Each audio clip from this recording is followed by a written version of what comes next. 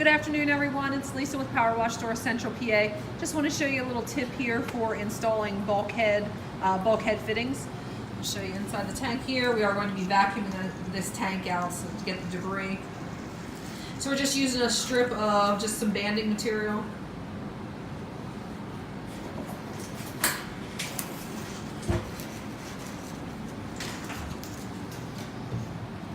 Here's the inside part of the bulkhead fitting. And we're just going to thread that banding material right through there.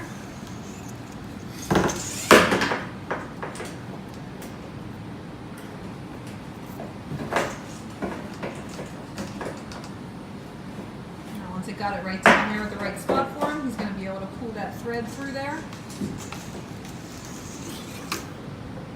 And then he will be able to install the other side of the bulkhead fitting from outside the tank. Again, Lisa with Power Wash Store, Central PA. Just a little quick tip here for you. Have a great day. Thank you.